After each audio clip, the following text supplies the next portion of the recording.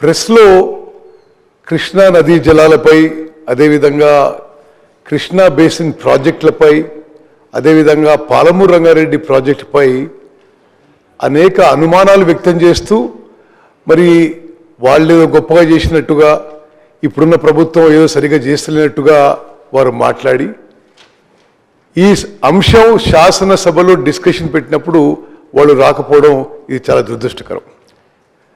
Speaker sir, మీ ద్వారా, ఇక్కడున్న శాసనసభ్యులందరి ద్వారా యావత్ తెలంగాణ ప్రజానీకానికి చాలా కేటగారికల్గా, చాలా క్లియర్గా మనవి చేస్తున్నాం.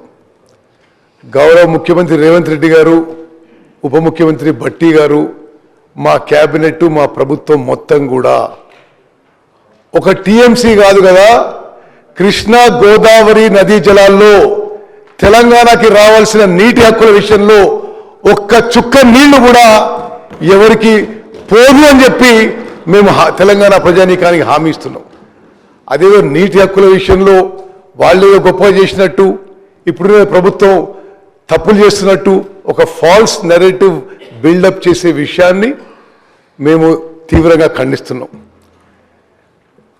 స్పీకర్ గారు, కృష్ణా నదీ జలాలపై ఈ రాష్ట్రంలో ఉమ్మడి మహబూబ్నగర్ జిల్లా, ఉమ్మడి నల్గొండ జిల్లా, ఖమ్మం జిల్లాలో కొంత ప్రాంతం, రంగారెడ్డి జిల్లాలో కొంత ప్రాంతం రైతులు ఆధారపడి ఉన్నారు.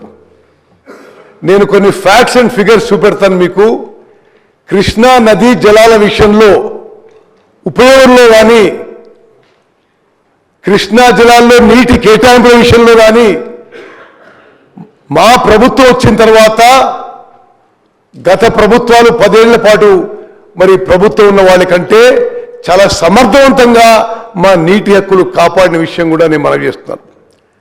అదేవిధంగా అధ్యక్ష, గతంలో నేను కొన్ని ముఖ్య అంశాలు కవర్ చేసుకుని తర్వాత ప్రజెంటేషన్కి పోతా. గతంలో 2014 నుంచి 2023 డిసెంబర్ వరకు అధికారంలో ఉన్న వాళ్ళు కృష్ణా నదీ జలాలపై తెలంగాణ రాష్ట్రానికి తీవ్ర అన్యాయం చేసిండ్రు.